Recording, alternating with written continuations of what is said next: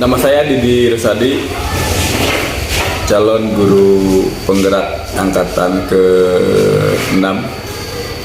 Pada kesempatan kali ini, saya membuat aksi nyata diseminasi modul 1.4 tentang budaya positif yang berisi tentang video diseminasi dan praktik pembelajaran di kelas. Bismillahirrahmanirrahim. Assalamualaikum warahmatullahi wabarakatuh. Alhamdulillah, alhamdulillah, wala quwwata illa billah. Ibu Kasabah yang saya hormati, Pak Asep, Ibu Guru, staf guru yang saya hormati. Pertama, bila kita bersyukur kepada Allah Taala, salawat dan salam semoga kepada Nabi besar Muhammad sallallahu alaihi wasallam. Hadirin berbahagia, di sini saya yang pertama pembukaan, yang kedua sambutan, yang ketiga materi, yang keempat menjawab. Baiklah, untuk acara kita sama-sama buka acara diseminasi aksi nyata PBG Angkatan Basral. Mudah-mudahan kita semua mendapat limpahan dari Allah Subhanahu wa taala. Amin ya Allah ya rabbal alamin. Selanjutnya yaitu sambutan dari Ibu Ketua, padanya kami persilakan. Assalamualaikum warahmatullahi wabarakatuh.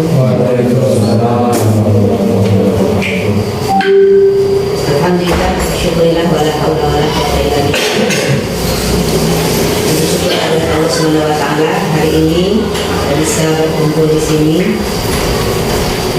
dalam rangka mengikuti kegiatan diseminasi dari CGP atas nama Pak Didi Rusadi. Alhamdulillah, beliau mewakili sekolah kita kali ini tahun 2022 ini menjadi CGP di tingkat Kabupaten Lebak untuk angkatan 6. Mudah-mudahan kita lakukan bersama kegiatan Pak Didi Rusadi ini lancar dan juga banyak manfaatnya untuk perubahan sekolah kita ke arah yang lebih positif. Salawat dan salam semoga tercurah kepada Nabi Muhammad Sallallahu Alaihi Wasallam. Berharap mudah-mudahan kita semua di akhir kelak akan mendapat syafaat dari dia. Pak Didi Rusadi sebagai CGP angkatan 6 mewakili sampai 3 serta satu yang saya hormati seluruh Dewan Guru dan staf tata usaha yang saya hormati. Terima kasih saya ucapkan atas kehadiran Bapak Ibu di acara ini. Ini merupakan bentuk bahwa kita sangat membutuhkan peningkatan baik dari kualitas kita pribadi dan juga mudah-mudahan nanti meningkat kepada kualitas sekolah.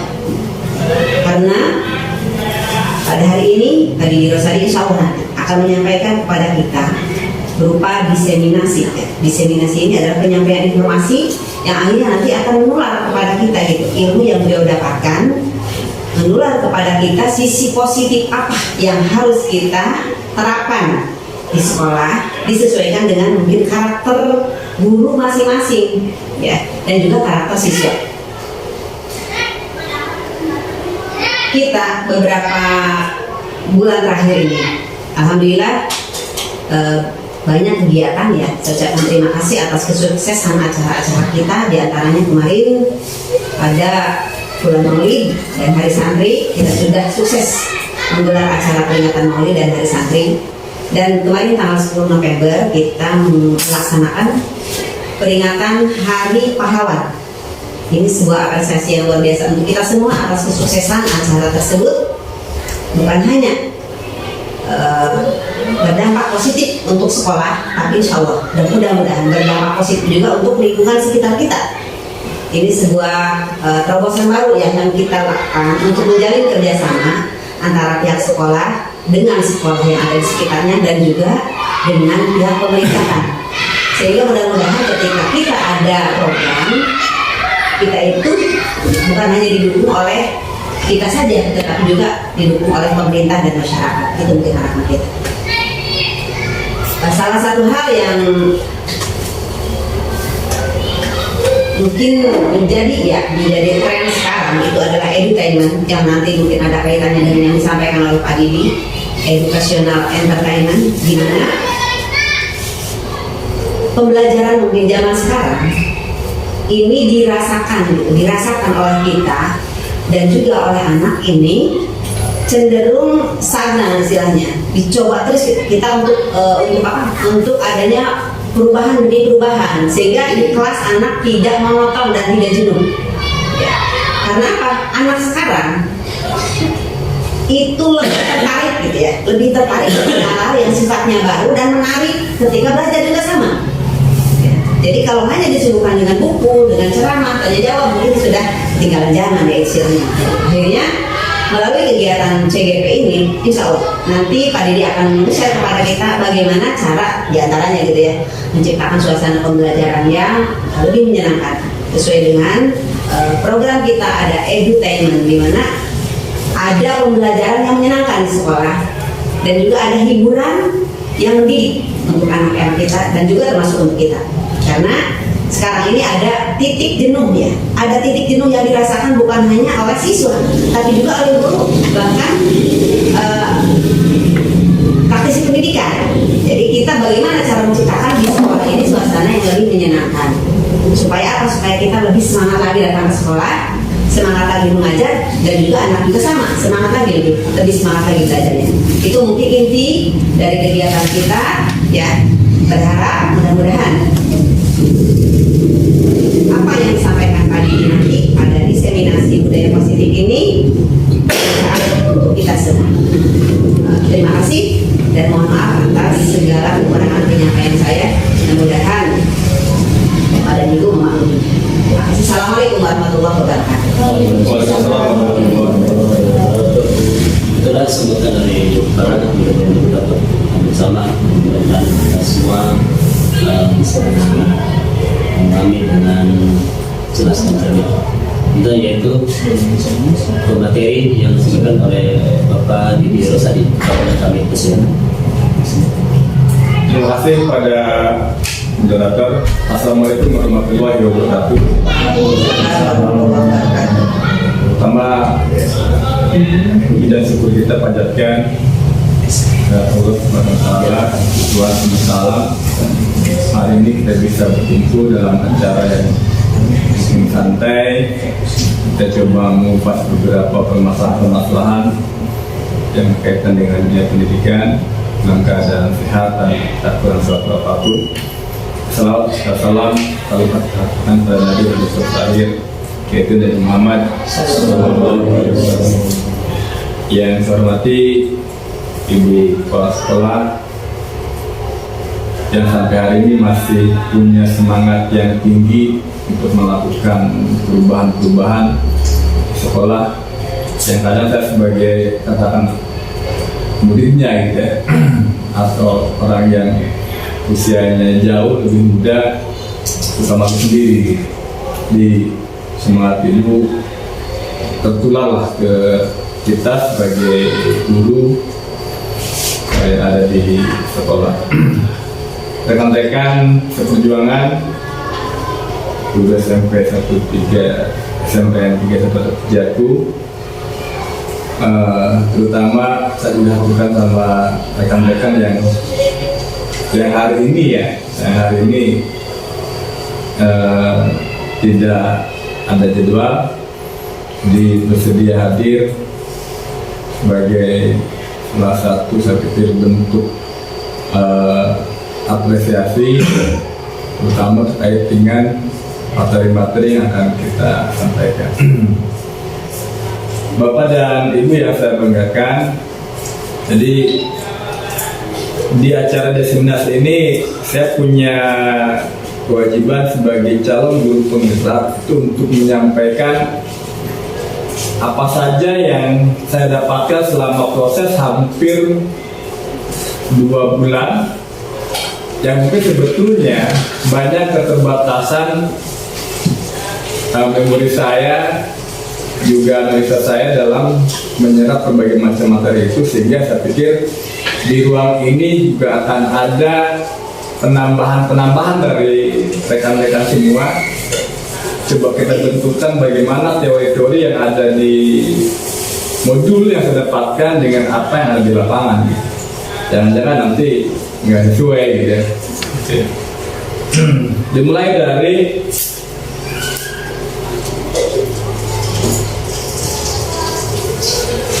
ini yang katakan terlupakan gitu ya. Jadi kita tuh dulu apakah pas kuliah ataupun pas di sekolah di seminar-seminar kita tuh jarang sekali dikenalkan dengan tokoh pendidikan yang sebetulnya kita miliki. Jadi konsep Ki Hajar Dewantara ini menyebutkan bahwa pendidik itu sebagai among yang menuntun benih-benih. Jadi kita kayak kalau misalkan kita ibaratkan dalam dunia pertanian kayak petani. Jadi berhasil tidaknya, panen tidaknya, petani itu tergantung bagaimana dia memperlakukan benih-benih itu. Bagaimana misalkan memberikan perlakuan air, berikutnya juga pupuk. Jadi ini Ki Hajar Dewantara coba analikan sebagai petani. Nah, ini juga kadang kita tidak menyadari betapa pentingnya peran kita sebagai pendidik untuk keberhasilan para peserta didik kita. Bagaimana kita menciptakan kurikulum yang baik di kelas maupun di sekolah. Jadi berikutnya ini agar berkembang menjadi manusia yang beradab, berkarakter, tidak kehilangan arah, dan dapat mencapai keselamatan dan kebahagiaan setinggi-tingginya. Di ketika anak bahagia itu maka otaknya akan terbuka gitu. Kalau misalkan kita masuk kelas dengan anak yang sudah tidak bahagia gitu ya, datang seorang bimbing masuk ke kelas, anak bahagia dengan kedatangan guru, ya udah gitu loh. Atau mungkin PPKN gitu ya, bahasa Rudin. Jadi menutup gitu konteksnya gitu. Sehingga materi-materinya tidak akan terserap dengan baik. Yang berikutnya, coba mengingatkan kembali ini tentang standar nasional pendidikan. Ini kelihatan ya.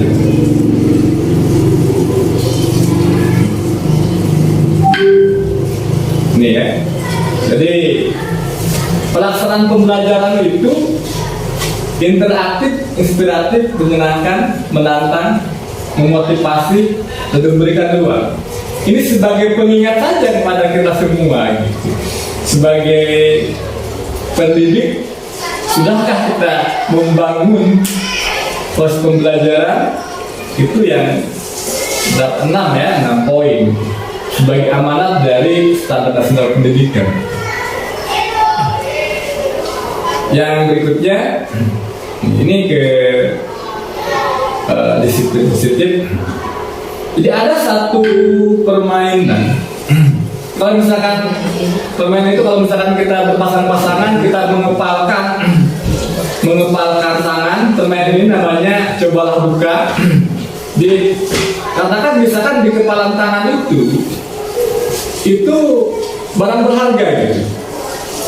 Dan teman kita membujuk bagaimana kita tuh mampu dan disuruh membuka kepalan tangan kita, membuka barang berharga itu. Ini sebuah analogi ketika kita berhadapan dengan siswa. Dalam diri siswa itu punya barang berharga, punya potensi, punya emas lah, punya berlian dalam diri mereka. Hanya pertanyaan kita, bagaimana kita membuka itu? Apakah kita tadi dengan membujuk disebutkan ya modelnya untuk membuka tangan itu, menghardik, mengintimidasi, memarahi, menggoda, menggelitik, bahkan menawari Anda uang agar bersedia membuka kepala tangan Anda. Jadi kalau misalnya kita analogi ini dibawa ke siswa, di siswa itu punya sesuatu yang berharga. Walaupun mungkin dalam sudut pandang kita kadang hanya melihat siswa dari sisi-sisi yang lain, sisi-sisi nakalnya saja, sisi-sisi urakannya saja. Kita jarang melihat bagaimana potensi yang mereka miliki. Ini sebuah ilustrasi. Yang berikutnya,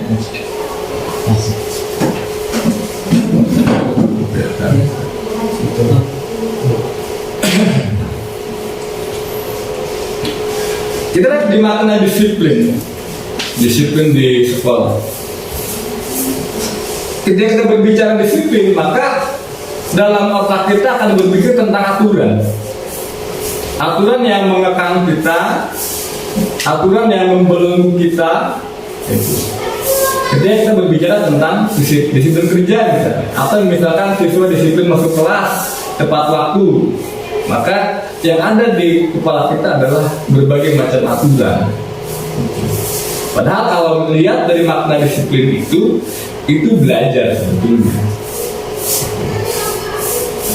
Nah, di sini disebutkan, sebelumnya mari kita tanyakan ke diri kita sendiri, bagaimana kita berperilaku.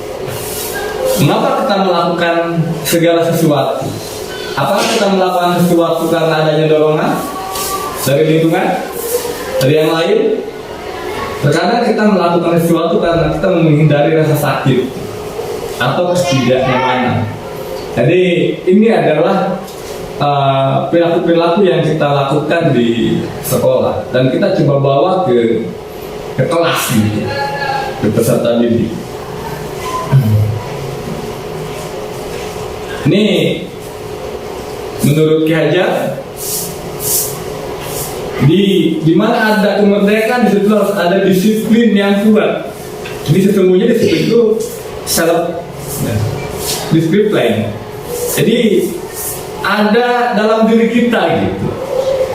Kalau ternyata kita tidak mampu mendisiplinkan diri, maka nanti sistemlah yang akan mendisiplinkan kita gitu.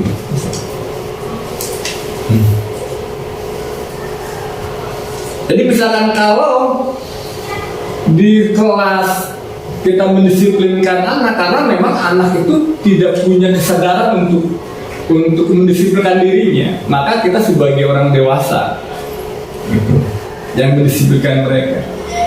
Sama halnya kalau misalkan kita bawa ke dunia kerja gitu. Jadi misalkan tadi ya datang agak siang misalkan, maka ya wajar kalau pimpinan mungkin yang menegur gitu. Karena tadi itu nggak terbangun kesadaran dirinya gitu. Pada akhirnya orang lain yang mendisiplinkan kita. Itu Bang ya. Dan Bang ya. Siap. Yang berikutnya ini dari seorang tokoh tentang 3 motivasi, ini juga pernah kita kupas mungkin. Jadi satu, untuk menghindari ketidaknyamanan atau hukuman. Jadi ini adalah motivasi paling rendah gitu. Ketika kita melakukan sesuatu itu karena kita takut gitu. Sama halnya mungkin dalam beribadah gitu ya sebetulnya. Beribadah juga hanya takut neraka gitu. Itu ya yang paling rendah gitu itu kadarnya gitu. Sama halnya pas kita juga di kelas atau mungkin di sekolah keberadaan kita, di kelas ataupun di sekolah. Jadi kalau kita menghindari hukuman, takut di SP misalnya, atau mungkin takut DP3-nya rendah gitu kita sebagai pegawai, itu adalah kadar terendah motivasinya. Yang berikutnya, untuk mendapatkan imbalan atau reward atau penghargaan dari orang lain, ini agak lebih tinggi tingkatannya dibanding dengan yang pertama tadi.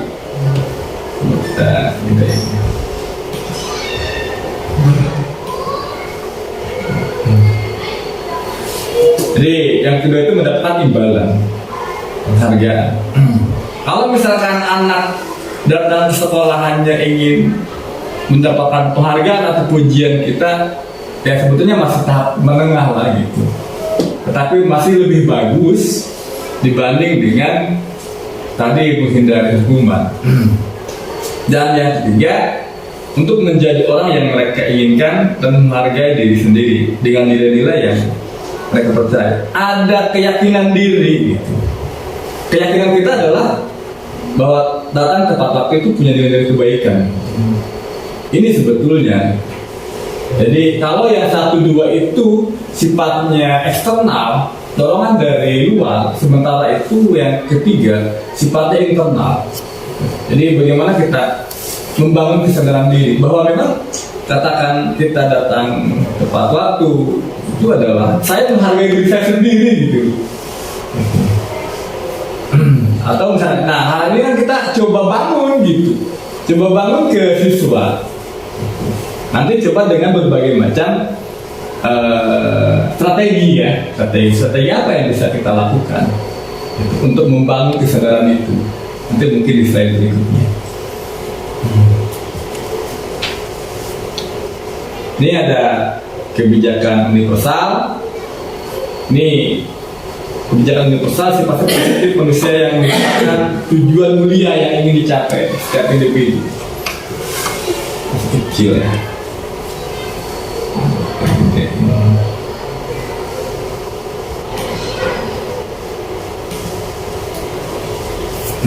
Jadi ini kebijakan-kebijakan atau nilai-nilai kebijakan.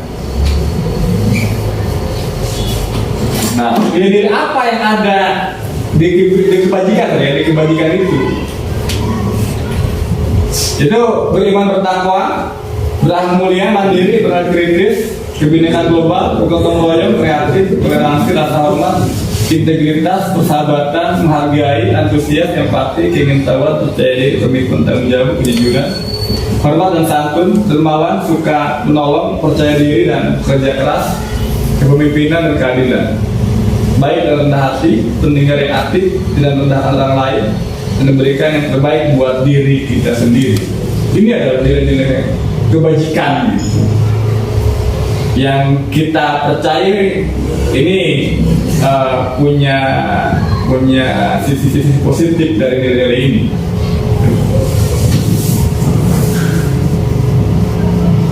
Nah, yang berikutnya kita lihat kebutuhan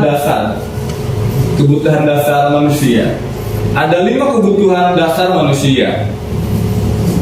Nah, pas kita berbicara tentang 5 kebutuhan dasar ini, apakah kita mampu mengkondisikan peserta didik kita itu punya 5 kebutuhan dasar ini? Kalau ternyata memang kita tidak mampu, katanya nanti akan ada hal-hal yang memang nggak sesuai dengan aturan-aturan gitu. Satu, kebutuhan bertahan hidup ya. Jadi kebutuhan bertahan hidup ini bagaimana mereka terpenuhi kebutuhan hidupnya terutama di rumah kalau yang ini ya. Jadi mereka punya rumah ya. Jadi ada tempat berlindung bagi peserta didik kita. Kalau ini saya pikir kaitannya ini dengan orang tua, kebutuhan bertahan itu. Bagaimana misalkan mereka terpenuhi gizinya di rumah, ya, makannya. Yang berikutnya cinta dan kasih sayang, ya, love and belonging. Jadi kalau misalkan butuh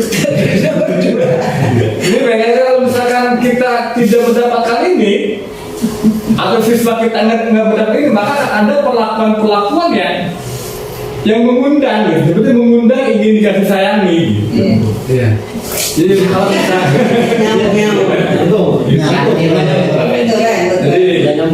Cinta dan kasih sayang, deh. kalau misalkan di kelas gitu ada siswa-siswa yang memang agak caper gitu. Iya. Itu pasti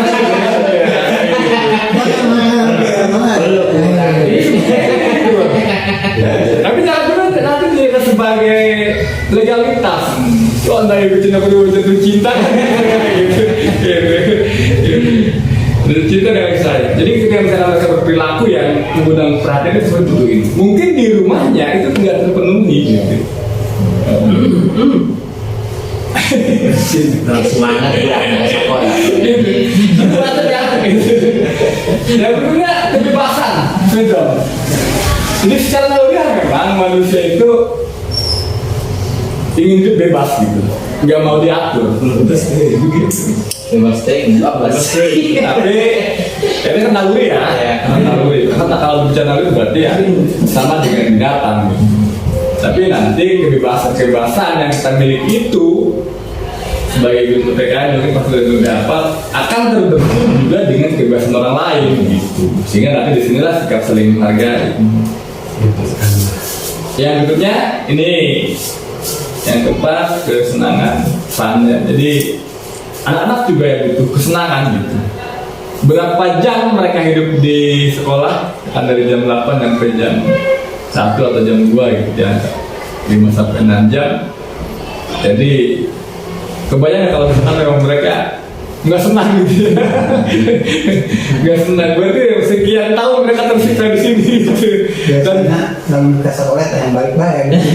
Sekolah yang main sekolah. indikasi ya, indikasi ketidaksenangan mereka. Berarti kita adalah sebagai penyiksa, bagian dari penyiksa anak-anak diri kita gitu. Bulan negara anak. Iya, gitu.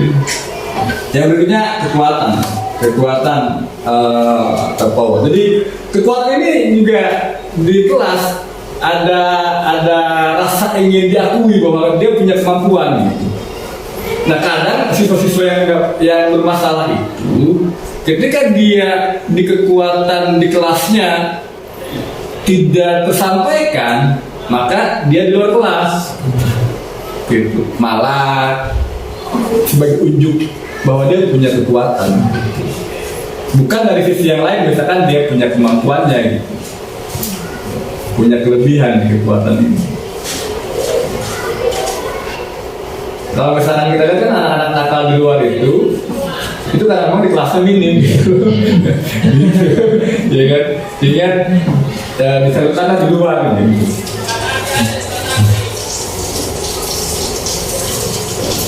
Ini menurut Ki Hajar Dewantara, disiplin positif adalah kemampuan seorang mengontrol diri, menguasai diri untuk memilih tindakan yang mengacu pada nilai-nilai yang kita hargai agar tercapai tujuan mulia yang diinginkan. Jadi ini menurut KHD. Ini bisa kita lihat kita sebagai guru dalam memperlakukan peserta didik kita itu ada 5 posisi kontrol gitu. Nanti kita lihat kita ini ada posisi yang mana gitu. Sebagai penghukumkah kita, sebagai pembuat rasa bersalah, sebagai teman, pemantau atau manajer. Nanti kita coba lihat di penghukum itu ada apa saja, di pembuat rasa bersalah ada apa saja gitu. Nanti ya kita akui malam gitu kan. Dalam diri kita ini yang mana gitu. Oke, jadi yang ini yang posisi 5 posisi kontrol saya coba lihat di videonya. Dalam penerapan positif restitusi, salah satu program yang dikembangkan adalah 5 posisi kontrol. 5 posisi kontrol dalam restitusi adalah proses yang memperbaiki masalah keterlambatan ini. Bersedia Bu? Bagaimana kamu akan memperbaiki masalah keterlambatan ini? Saya akan coba untuk tidak lupa menyetel alarm saya Bu. Kira-kira akan mulai setelah alarm kapan, Ren? Setelah pulang sekolah akan segera saya lakukan.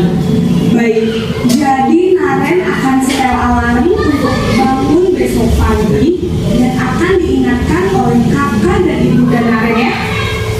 Ada lagi yang mungkin perlu dilakukan Naren agar tidak terlambat bangun lagi. Tidak ada Bu. Baik Naren, terima kasih untuk kerjasama kamu.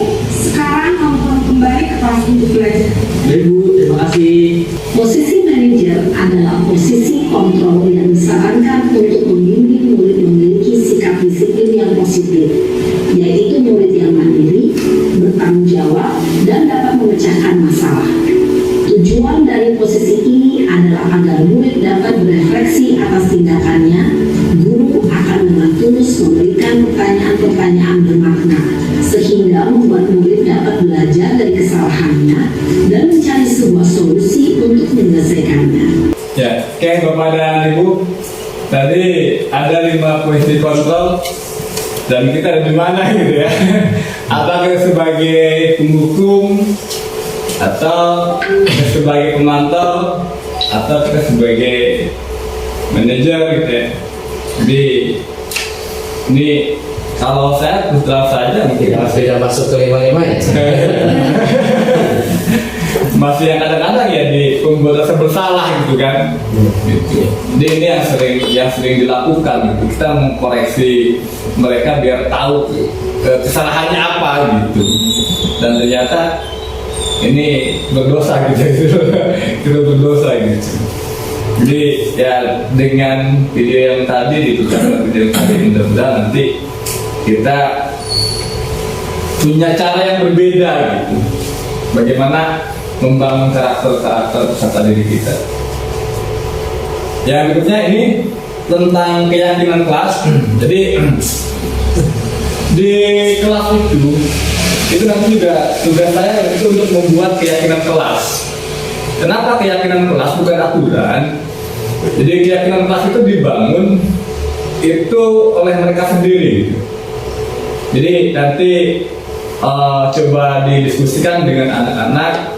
Misalkan keyakinan kelasnya 1 menghargai orang lain, 2 misalkan datang tepat waktu. Gitu.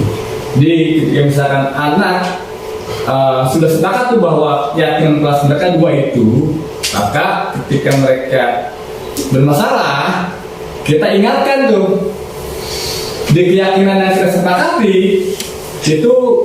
Misalnya mereka datang terlambat, kita sudah menyepakati bahwa datang tepat waktu. Jadi nanti akan saya buat di kayak stiker lah gitu, di kelas.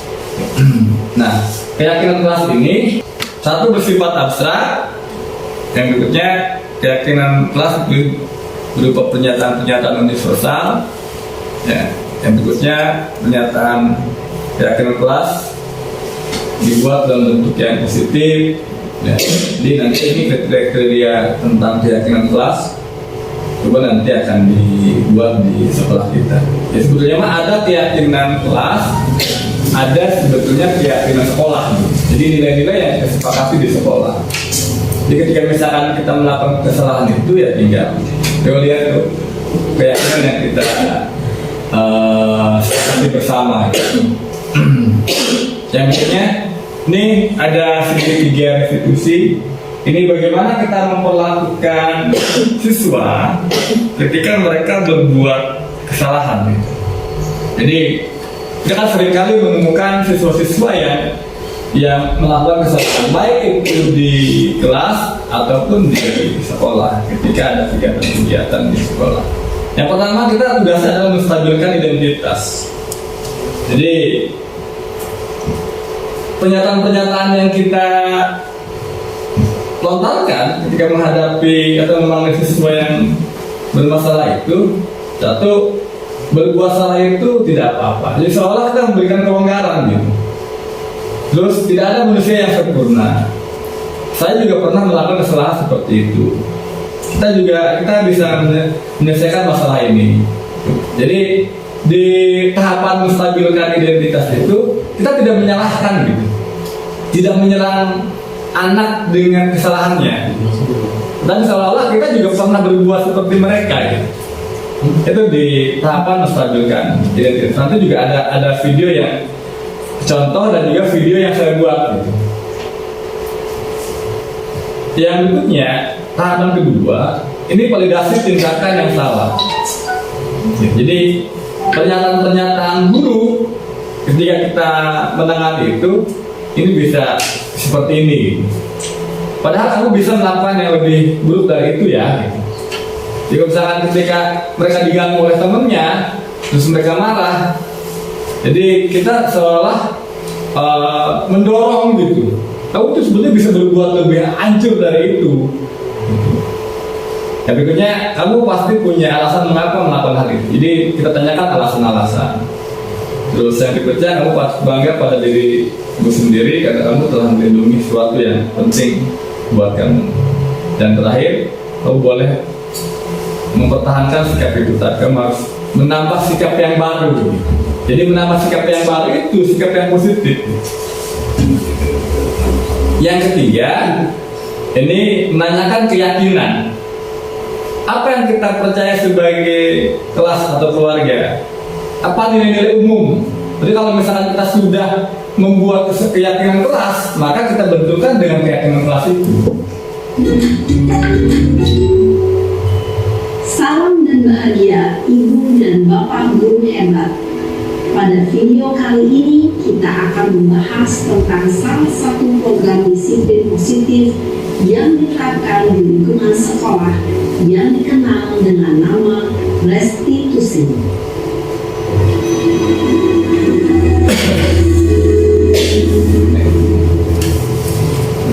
Restitusi memungkinkan seorang akan memiliki kehidupan dengan kesalahan yang ada. Contoh, Oke, Bapak dan Ibu, itu segitiga restitusi sebetulnya ada ya, apalagi video yang dibuat ya. Nanti aja cuma ya. Dua yang aku ada ya. Karena video yang kita buat mungkin dengan versi yang berbeda gitu. Ya itu mungkin paparan yang kita sampaikan pada diseminasi kali ini. Nanti coba kita kembangkan dengan diskusi. Terima kasih. Kita kembalikan ke moderator. Assalamualaikum warahmatullahi wabarakatuh. Waalaikumsalam warahmatullahi wabarakatuh. Baik, itulah penyampaian yang Bapak Adi begitu sangat lugas, jelas dan terukur. Tentunya yaitu sesi tanya jawab, dan pada bapak-bapak dan ibu silahkan bertanya, dan setelah bertanya nanti langsung dijawab oleh Pak Edi. Dipersilakan. Baik. Silakan. Saya apa ini biaya yang undang-undang. Saya Pak bertanya Pak. Begini ya Pak, kalau lihat teori kan sebenarnya terlihat mudah gitu. Yeah. Kemudian ketika lihat di lapangan ternyata memang kan sangat banyak perbedaan. Seperti halnya kayak tadi ya, ada beberapa materi yang memang menohok gitu ya, menohok diri sendiri gitu. Yeah. Seperti tadi apa tuh, posisi kontrol ya, ya yang posisi kontrol. Jadi selama ini ternyata yang saya lakukan itu banyak salah. Iya. Dan terkadang ketika saya pribadi gitu ingin melakukan sesuatu yang lebih baik, anaknya dikasih lemah lembut, dikasih teguran pertama masih aja begitu gitu. Terus dikerasi tambah-tambah gitu. Nah kayak misalnya yang masalah yang tadi kan seolah-olah anaknya proaktif gitu ya, menunjukkan sikap positif. Tapi kan sebenarnya kadang di lapangan ada anak kita melakukan hal yang sifatnya biasa, anaknya malah proaktifnya ke hal-hal yang negatif. Itu bagaimana gitu Pak? Kita kan sebagai manusia kadang ada keselnya juga gitu ya. Padahal kan kalau secara ideal nggak harus begitu jadi pendidik begitu ya. Ya terima kasih Pak. Ya, oke. Silakan Pak. Mau jawab aja? Ya. Terima kasih Bu Dita atas atensi ya pertanyaannya. Jadi kalau lihat dari apa yang kita saksikan ini sebetulnya kan berbagai macam teori dalam dunia akademis itu ada the science dan the solen. Jadi ada benturan antara apa yang seharusnya dengan apa yang terjadi di lapangan kan gitu ya. Jadi ini loh yang seharusnya seperti ini gitu. Tetapi memang ketika misalkan kita praktek-praktek di lapangan, ada saja yang memang nggak sesuai gitu. Lihat misalkan video tadi itu anak tuh proaktif gitu. Sementara misalkan pas kita yang menghadapi, pas kita merestitusi, ada anak yang kadang bahasanya ya, gesturnya itu mengundang emosi gitu loh. Gitu. Terus dari gestur, dari ucapan, sehingga kita kadang-kadang sebagai seorang politik malah ikut larut juga dalam emosi kan gitu. Greget ya gitu.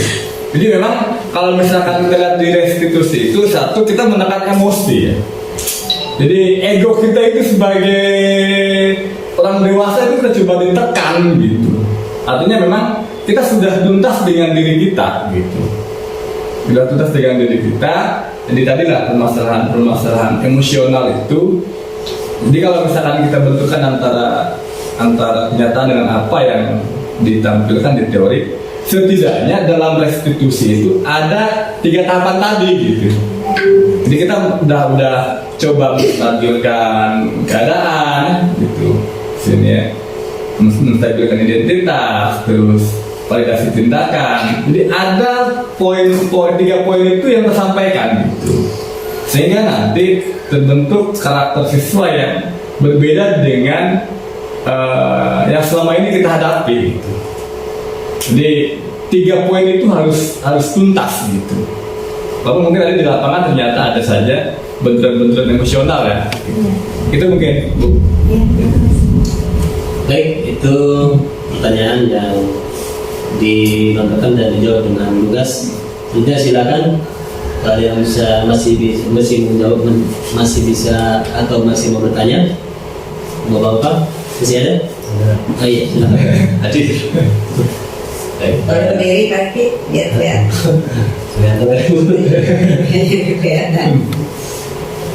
Assalamualaikum warahmatullahi wabarakatuh. Waalaikumsalam warahmatullahi wabarakatuh. Yang saya hormati Kepala Sekolah juga Pak Didi dan rekan-rekan yang lain.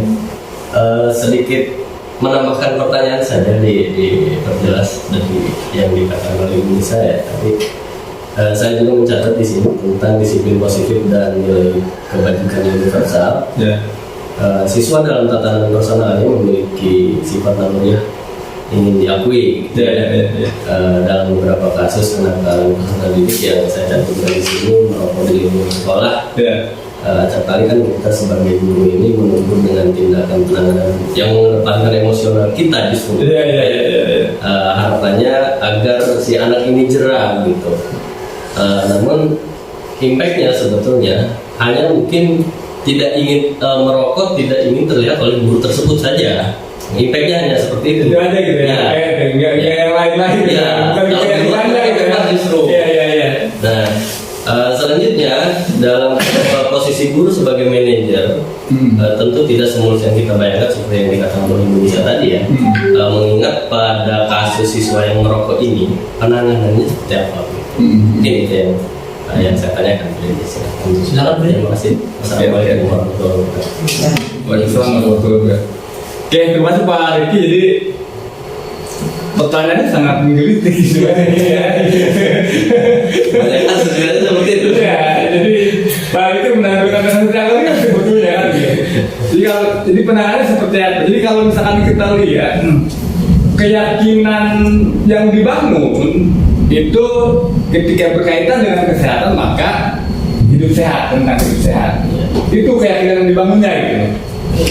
Jadi misalkan nanti tentang hidup sehat ini berarti mereka pas melakukan pelanggaran tadi rokok atau narkoba maka berkaitan atau bertentangan dengan keyakinan tentang hidup sehat. Tapi kalau misalkan siswanya malah bilang bapak jadi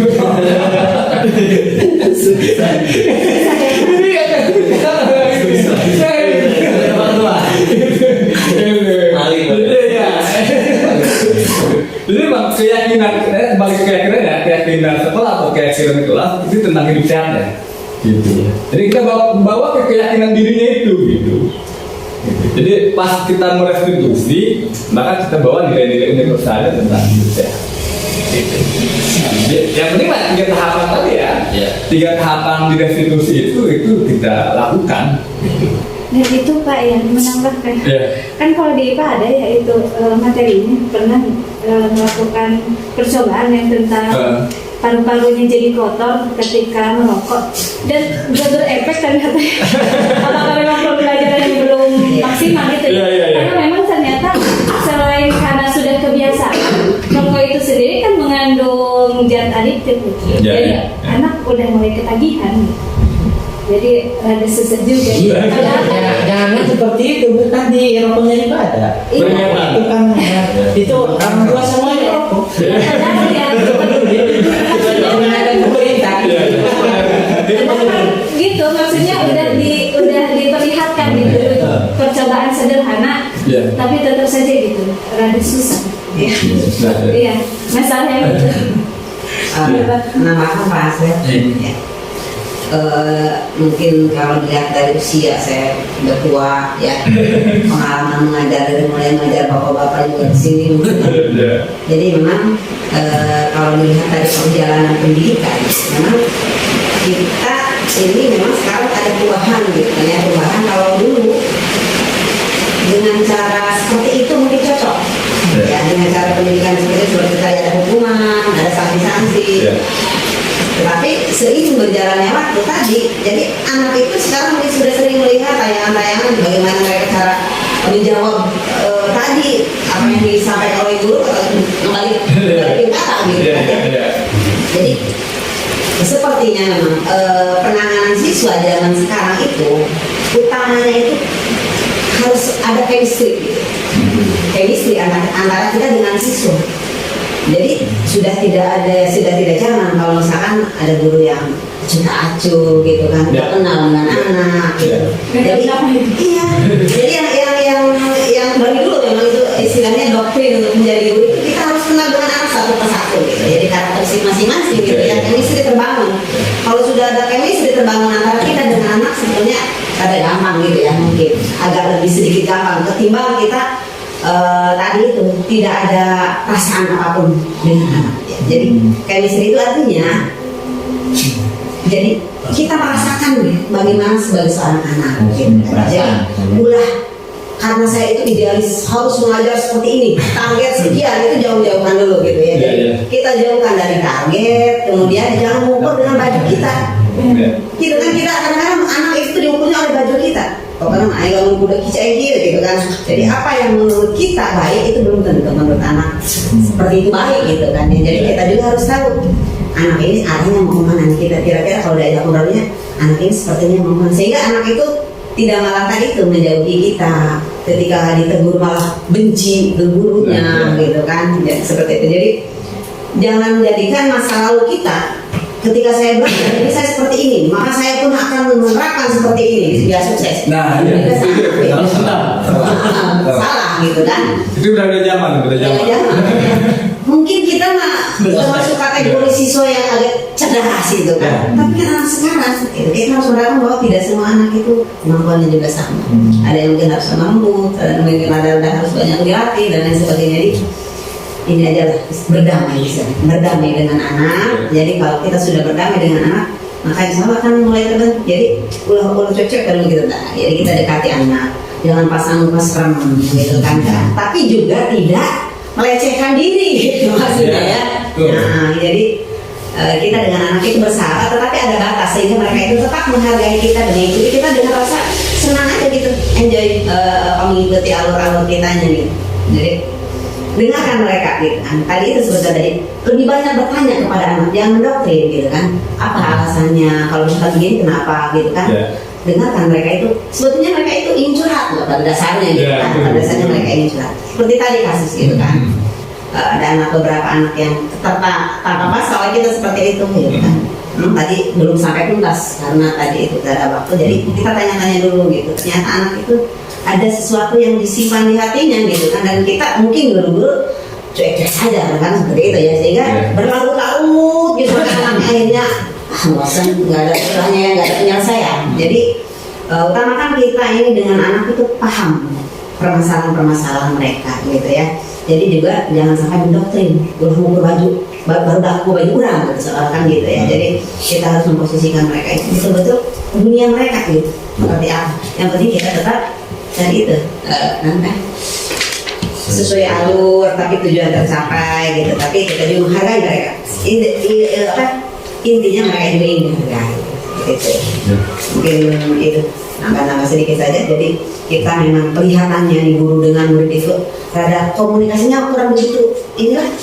Jadi harus lebih ditingkatkan gitu sebenarnya komunikasi kita dengan siswa, bukan hanya di kelas saja. Jadi di luar kelas sisakan selipkan waktu kita menanyakan tentang keluarganya dan lain sebagainya seperti itu. Jadi tidak monoton hanya kegiatan pembelajaran tadi.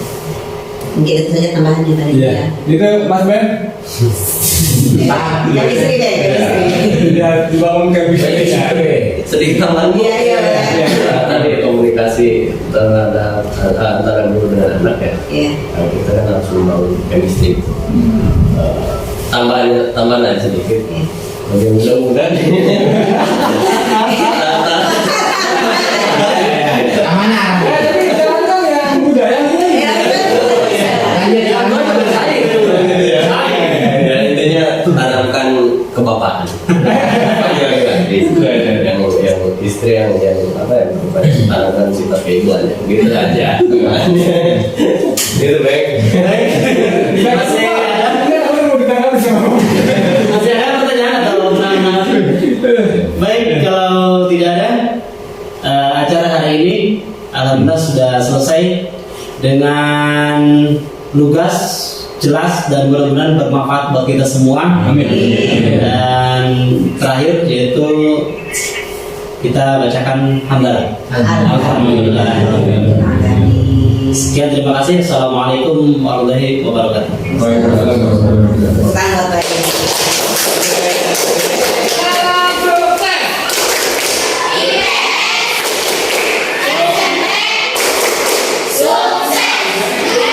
buat baik.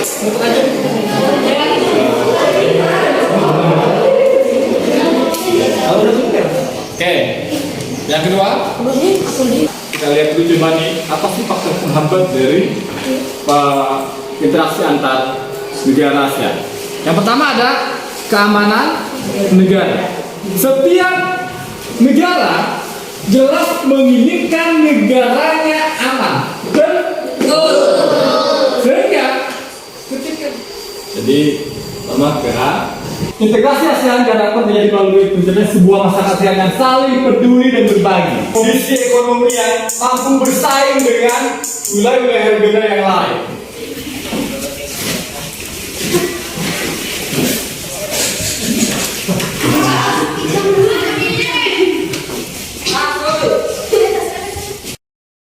Mungkin cukup itu aksi nyata dari modul 1.4 diseminasi dan praktik pembelajaran di kelas. Mohon maaf, terima kasih. Assalamualaikum warahmatullahi wabarakatuh.